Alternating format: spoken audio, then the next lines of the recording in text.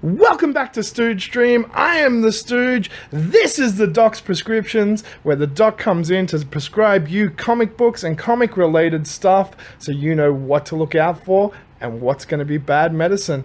Let me hand it over to the man himself. The Doctor is in the house. Good evening, everyone. You're German now.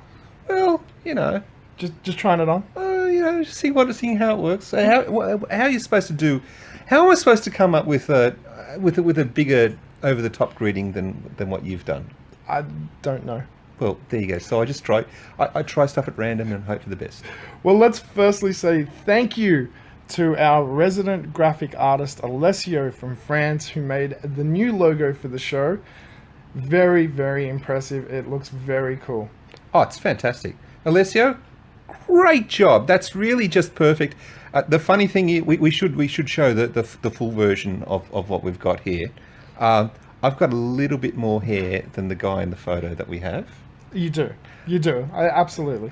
But really great iconic mix that he's put together. Great graphic design. Yeah, Amazing Fantasy 15. Brilliant. All right, so what have you got for us this episode, sir? Well, first off, we've got Thor Ragnarok. You saw it. I saw Thor Ragnarok. What did you think? Let us know. Break it down. I haven't actually seen it yet. Well, it's the best Thor movie. I've been hearing this. Which isn't saying a huge amount. Hey, the first one wasn't bad. Well, it wasn't. It wasn't bad. But look, it's for me, it's definitely the best Marvel movie in years. Because it's just, look, it's fun. I've been hearing this. It's compared to Guardians more than Avengers. They're like, it's more of a fun romp. It is. Actually, it's the best movie since Guardians, I should say. There you go. Okay, that's a big call. Yeah, that's a big call. I got to say, just having a movie that where it's one of those classic. It's got all these great 80s sort of references, like 80s action sort of stuff all the way through it. And when you see the trailer that's got all that funky 80s music and disco music, synth stuff in there, it's like, yeah, this is what the movie's right. The label on the package is accurate. I forget the song, but is it the Van Halen song that whoa, like apparently he plays a couple of times during that. Like, they spent some money. That's an expensive song to get the rights to. Man, really, really well done. Oh, I tell you, they're making jokes, they're having fun, they're not trying to make a serious movie. They're just trying to make a fun. It's almost pure escapist. Yeah, you know what I mean. Yeah, I've heard just fantastic. It's a romp. It's fun from beginning to end. It doesn't take itself too seriously. It leans into the material. Now, without having seen the film, I know what Ragnarok is. It's the death of the gods. It's a mythological Norse, or a myth from the Norse gods. Like, this is a thing that has already been in history, so we know what it is going in. But apparently they just lean right into it. Oh yeah, Kate Blanchett as Hela. She comes in, she invades Asgard. She's fantastic. I love her. She's just so good. Oh, she's such a talented actress. Oh man, and that headpiece, that wasn't CGI. What? Yeah, so that headpiece was a real created headpiece from some new material that they made. So really, it only weighed like, a pound or two. It wasn't all that heavy. Wow. Yeah, so that headpiece was a real headpiece she was wearing throughout the thing to make it look better, because you can see CGI. Yeah, well, she goes and puts a hand behind her head to go and trigger it, and then it slides out. And it's this huge thing. And it looks fantastic. Yeah. And while we're in the middle of massive destruction in Asgard, Kate Blanchett is fantastic. Yeah, she would just be acting circles around the destruction, like, big explosion, here's some Shakespeare for your asses. And the really interesting thing is that there's a guy called Korg. Yes. Who's Thor's buddy. I've heard about this. And he's He's got a really strong Kiwi Maori sort of accent. So the director Taika Waititi is from New Zealand. Yes. And he based the voice of Korg from bouncers from when he was younger, and he'd go out and you'd see these huge Maori bouncers that, were larger than life, massive things that would terrify you, and you walk up to the door and they're like, "Hey bro, how you doing?" And they've all got these very soft voices. Yes. It's just the island voice. They're quite soft and gentle. So that's what he wanted Korg to be, this huge imposing figure that had that Maori voice, that, "Hey bro, how you doing? I'm Korg." And the thing is, Korg is nothing but comedy relief. Yeah. Almost every time he's on the screen, I'm going to give you a minor spoiler. They're in prison. Thor and Korg are in prison, and Loki uses his spirit projection to go and talk to Thor, and they finish the. This is on Sakaar, right? Yes, this is on Sakaar, yeah. They finish their discussion, and then Loki's just leaving, and then Korg comes up and kicks him just as he walks through the wall, and saying, "Fuck off, ghost!" But I can't get the accent right. I can't do the accent. I saw one bit in one of the trailers where Thor's giving a speech, and it looks like the end of a speech, and he's like, "And you will know my name, the mighty Thor!" And then behind him he's like, "And I'm Korg, bro." Yeah. I don't know if that was in the movie, that was just made for the trailer, but it was a great little moment. Wouldn't surprise me. And all these little, I don't know what you call them, teasers or like mini films that they've been putting out. Yeah. That's also the Taika Waititi. Taika Waititi, yeah. Yes. I've also heard that on Sakaar, when they're in the Gladiator Arena, there's a great nod to some characters from the Marvel Universe, and specifically Thor, where you see the champions, the Wall of Champions, and Beta Ray Bill is on there. And is he? I didn't even notice that. Yeah. So Beta Ray Bill was number 2 underneath Hulk. I've seen a picture of that. I was like, "Oh, that's very cool." It's funny, and you know what? I'm a big fan of Bernard Cumberbund or Benedict Cumberbatch, whatever you want to call him. He's great. That's an inside joke. He's great. Yeah. He makes a cameo in it, and it's just like he's just fun as Doctor Strange. Yeah, Doctor Strange. So that sequence was actually filmed when they were shooting Doctor Strange. Oh, was it? That set was going to get torn down. So Taika Waititi, before even shooting this, went and shot that. That's why there's that sequence of Thor in Doctor Strange.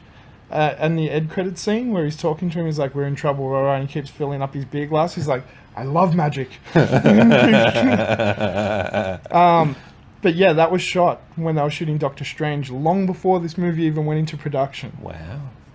That's how behind Taika Waititi Marvel Productions were. They're like, he knows what he's doing. We'll just let him do what he wants. Yeah, he's made some pretty good movies beforehand. He did What We Do in the Shadows, which is a bunch of vampires and werewolves in New Zealand, which is fun. Yeah, I've heard that, and apparently there was a reference to that in the film. Oh. At one point, somebody hands someone a trident, and he's like, "This would only be useful if you were trying to kill 3 vampires at once." That's right, I do remember that. Yeah, but I didn't know I didn't know he directed these movies back then. I haven't seen Hunt for the Wilder People yet, but I haven't actually seen any of his films, and I'm kind of ashamed of it because it sounds like he's a really hot, young, independent director that's just come out of nowhere, but made these brilliant little films first that no one's heard of, and now everyone's going back to discover them. Yeah, well, what was who's that New Zealand dude who directed the Lord of the Rings movies? Oh yeah, that little guy. He made a movie about sheep at one point. Yeah, I know, bad taste. But he took like 4 or 5 movies before he got Lord of the Rings. Yeah. But this dude has gone straight like two significant movies, and then Marvel's just picked him up and gone, "Get him now while he doesn't cost too much money, because he's going to cost millions soon." Without a doubt. Jeff Goldblum's in it, and he's, I've heard he's just Jeff Goldblum. Yeah, he does Jeff Goldblum, So if you like Jeff Goldblum, but, I'm kind of like, yeah, okay. There is one line I saw that I thought was hilarious, where he's talking to them, and again, I've only seen this in trailers, where he's like, "So, anywhere else in the universe, I'd be millions of years old, but here on Sakaar." And they're like, "What?" And then he just rolls off. Well, this is the director's improv. He was doing a lot of improv in the movie, apparently. So from what I understand, Jeff Goldblum didn't have a script. Oh, didn't he? No, he had a direction. Oh, they came in and were like, just get to this point, and he just went, okay, and we'd go in there and just improv the whole thing. Oh, you're joking! Yeah. I thought it was Liam Hemsworth that was doing it well, but there you go. No, Jeff Goldblum improv 99% of that. Like, he knew the point that he had to make. So it was like, this is the line that you have to deliver somewhere, and just get to that. That's why you see the actors' reactions to him. Their actual reactions, they're like, what's this crazy bastard doing? Like, they don't know what to say and do. That's class. That's class. So yeah, highly recommended movie, I must say. Yeah, I've heard nothing but good things. I definitely need to get myself out to see this before it finishes its run at the cinemas, because I've heard I've got a huge spectacle at the end that the big screen kind of enhances, because it's just this massive ending. Well, it might be in its last week or two, dude. Yeah, I will have to go check it out. I know we're well behind. Okay, so a little hint for the people watching. You may have picked up like little bits and pieces of this along the way, and I did talk about it once. I've had glandular fever, so I don't get to get out as much as I want to. And stuff like this, I'm like, I just want to go see it, but I just never have the time. Sorry, dude. Sorry, yeah. Yeah, but we will get there. We will get there. I want to see this. And I've heard, again, nothing but great things about this, which makes me happy, because Marvel's moving into the end of their current phase of movies. We know with Infinity War, the Avengers are going to be gone, because we can't afford them anymore. Flat out. True. So Downey, Chris Evans, a whole lot of the guys from the original, Scarlett Johansson, they're all going to die in Infinity War. There's no question about that, because we've already been introduced to the new Avengers that are going to be replacing them, the younger generation in Civil War. They're going to be our Avengers going forward. And then when those guys get too expensive, they're going to die and be replaced by someone else. I feel good knowing that Marvel has picked up talent like this going into their next phase, which means phase whatever it is of the Marvel Universe or the MCU, whatever they're calling it, is going to be really good with talent like this behind it. Yeah, absolutely. And I got to say that it contrasts really dramatically with something like Justice League. Yeah, absolutely. I've heard that as well. The Justice League, with Zack Snyder's dark influence, and it took Josh Whedon coming in to reshoot a good percentage of that movie to make it any money. But that whole thing that that Zack Snyder's been trying over in DC, this dark universe, this, Man of Steel was a darker movie, Batman vs Superman was a darker movie, even Wonder Woman had darker overtones to it, but lucky they just got a great director that came in and did a good job on absolutely but they're trying this darker edge, and it's not the world we live in anymore, folks. That's why the Marvel movies are making so much funny. They want their heroes to be fun.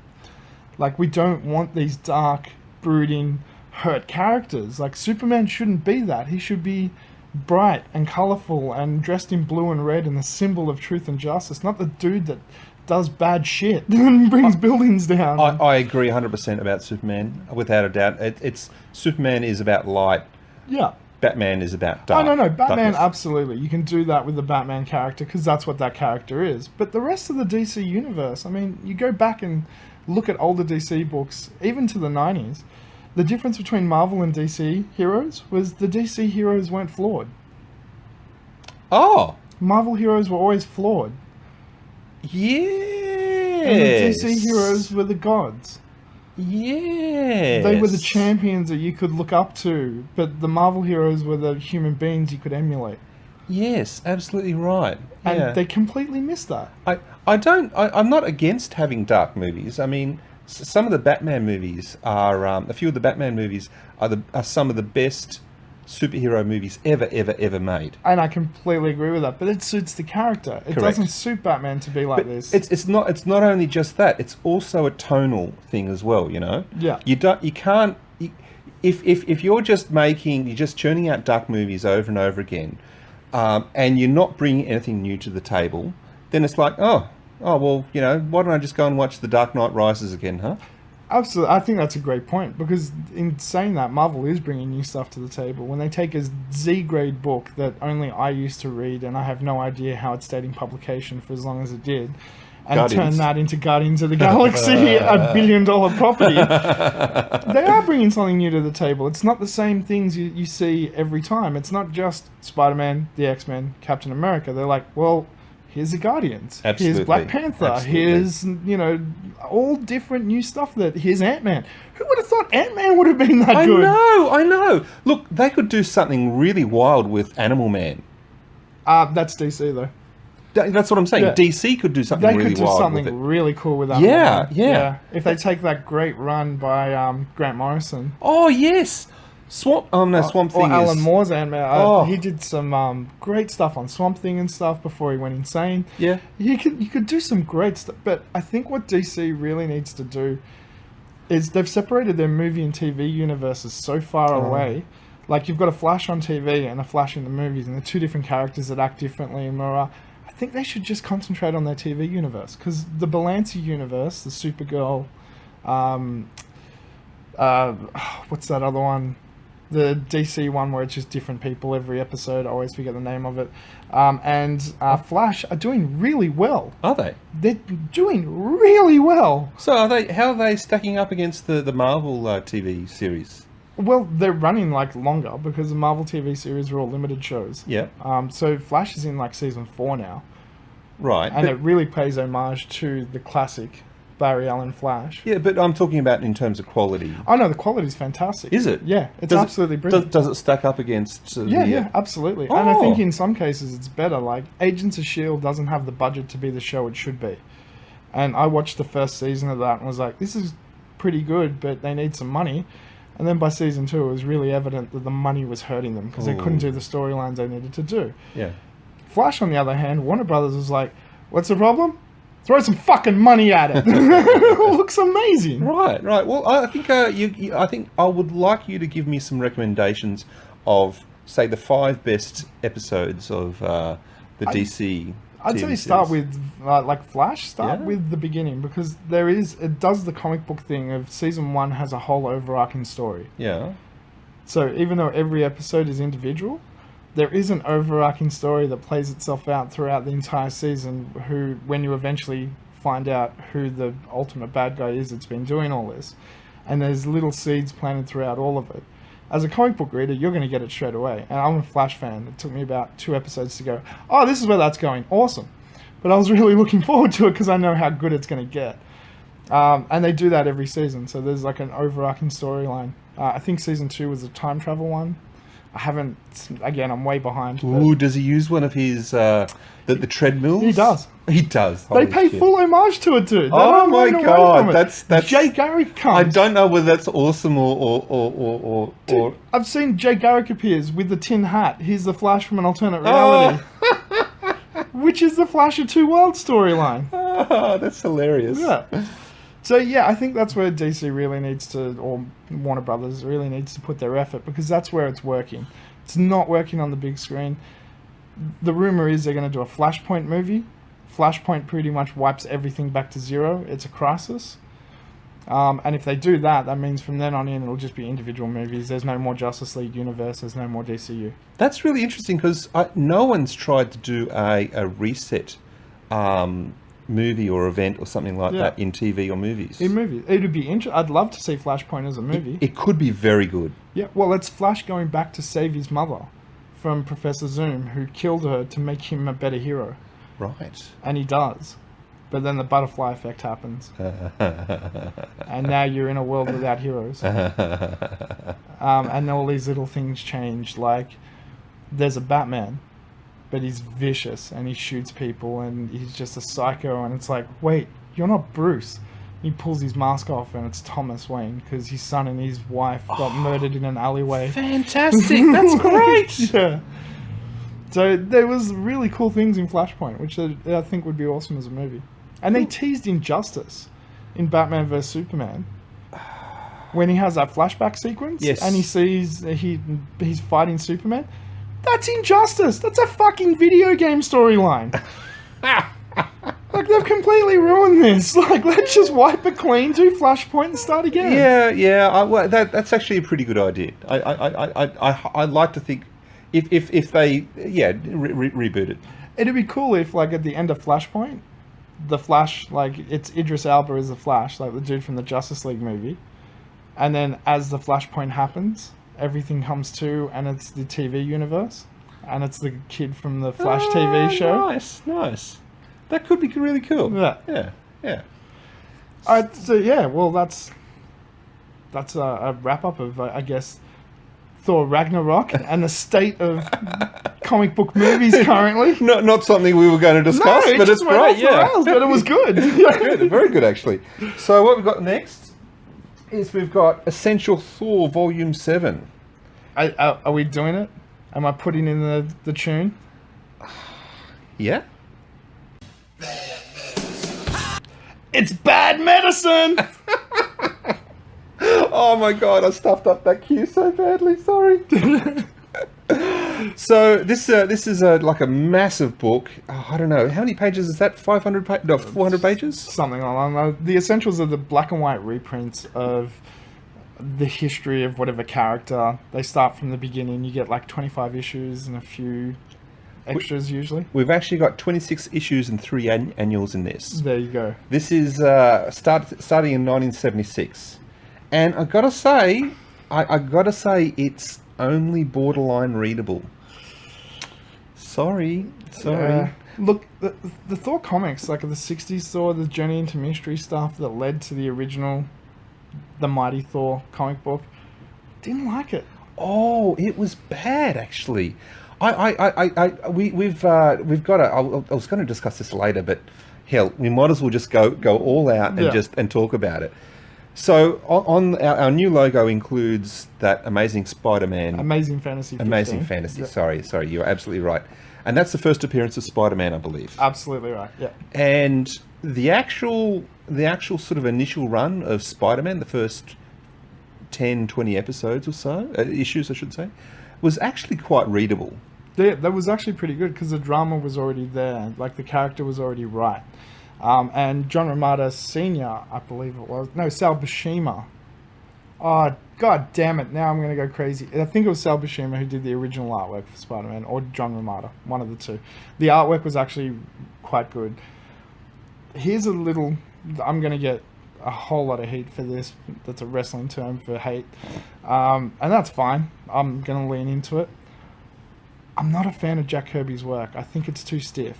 I think that an individual panel is fine, but when you're reading a whole book, it's hard to read because it's very stiff. I don't think it would be quite... It wouldn't make sense to me to go and high-five you here, but I actually agree with you right down the line here. Yeah, and I think that's what made Spider-Man so good, because it wasn't a Jack book. It looked very different. It had more rounded edges. Like, it looked more like what comic books look like now, but a long time ago. Absolutely right. And look, I'm a frothing at the mouth Iron Man fan. You know that. Yeah. And I've got several hundred issues of Iron Man, and I can't, even though I've collected a fair chunk of them, I won't read. I just won't read back further than before issue 100 or so. Yeah.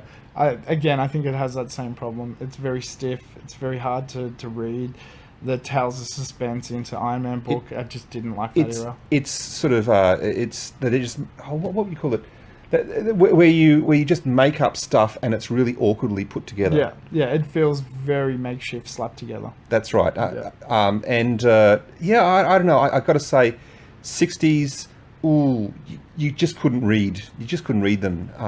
And even the 70s, a lot of the 70s stuff was actually a few good things, a few things which are pretty readable, but on the average overall, Yeah, and look, it's not like there wasn't some great writers, artists, people involved in this era of Thor. You had Len Wein, you had Steve Englehart, Roger Stern, John Buscema, a whole lot of like great talent. It just didn't work. No, I think that they just. Yeah, something just didn't work.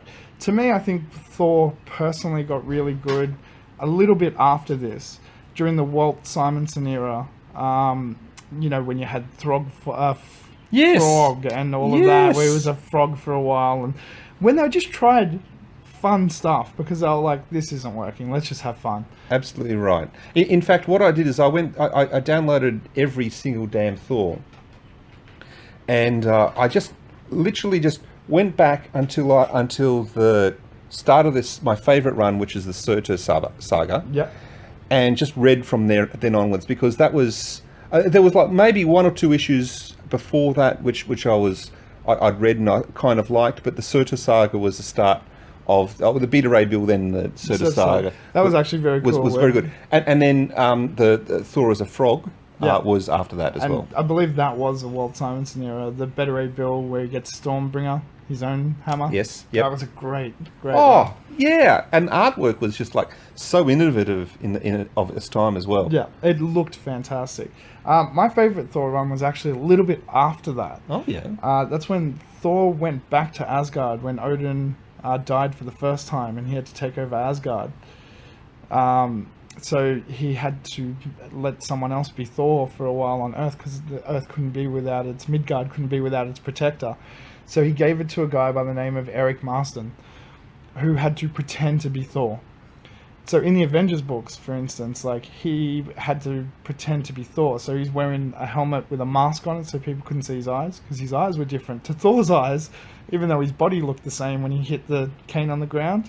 Oh, that's clever. Yeah. But, you know, he didn't speak the same. So, like, they'd say something, he'd be like, thou art correct, mortal? Like, you know, he really didn't know what he was doing. It was a great little run. And then he eventually became a hero by pretending to be Thor. He became a hero and earned his own hammer, which he became Thunderstrike for a while. That's pretty cool. Yeah, that was my favorite little era of Thor. Plus he had a jacket.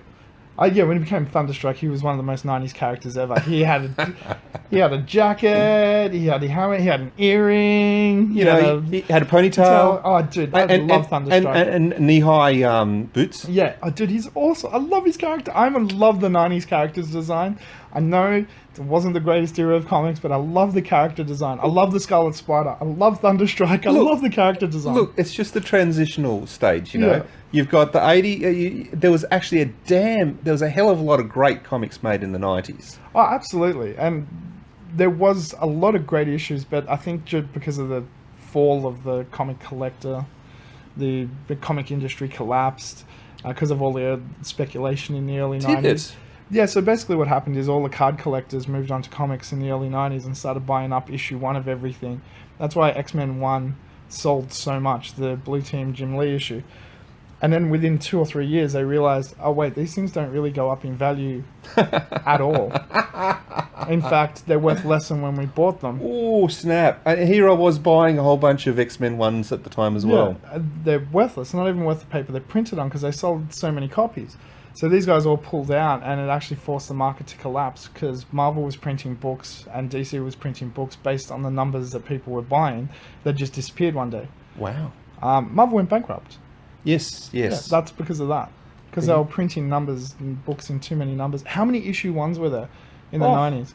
Oh, that's ridiculous. Like, it was crazy. And like, they were making up characters on a monthly basis. Like, oh yeah, he's been around forever. Don't you remember him? No, he didn't exist. You just made him up. Like, it's a whole lot of shit. And I got some great issues out of it, but, you know, the industry nearly collapsed. And it wasn't even clever. Like, you know, when they introduced the Sentry? No, that was clever. Yes, that's what I'm saying. Yeah, that was clever. Like, pretending it was a character that pre-existed. Yes. They're doing it in Wizard as well. And it was an April issue of Wizard, and no one figured it out. So the hook of it was that in the Marvel universe, everyone's memory of the Sentry had been erased. No. The original joke was Stan Lee and Jay Lee did an article in Wizard saying that Jay Lee had gone through the Marvel archives and found a piece of artwork that predated the first issue of the Fantastic Four, which predates the modern Marvel universe. And it was just a drawing with a character description that Stan had done, drawn by Jack Kirby, called The Sentry, and they showed that artwork in Wizard. It was an April issue of Wizard. No one got that it was a joke. So they pushed it to the natural extent, like, okay, we're going to launch the Sentry. And they did a 6-issue run of the Sentry. And at the end of it, like the whole time you don't know whether this dude was ever a hero or not. He's insane. But the really cool part about it was that each issue there was a retrospective issues. Yeah. They the 60s one was drawn like the 60s, 70s drawn like the 70s. And he's remembering he looks at his dog and he sees a superhero costume on the dog, and then it flashes back to reality and the dog's just looking at him like, what's wrong with you? And it's actually infecting my mind, thinking, oh, I don't remember these issues at all. Yeah, it was absolutely brilliant. It was the best joke ever, and he actually became a regular Marvel Universe character for a while. One of the best introductions of any character I've come across. So, all in all, we gave you some Thors to go read. We gave you some Thors to avoid. We talked about the Thor movie, but now it's time for your turn. Let us know what you thought of our discussions in the comments below. What do you think of the Thor movie? Are there periods of Thor comics that you liked? What was your favorite issue of Thor? What was your favorite era of Thor? Let us know. Read a comic and see me in the morning. And there we have it, folks. We are done. I have been your host, the Stooge. And I'm the Doc. We'll see you next time here on Doc's Prescriptions.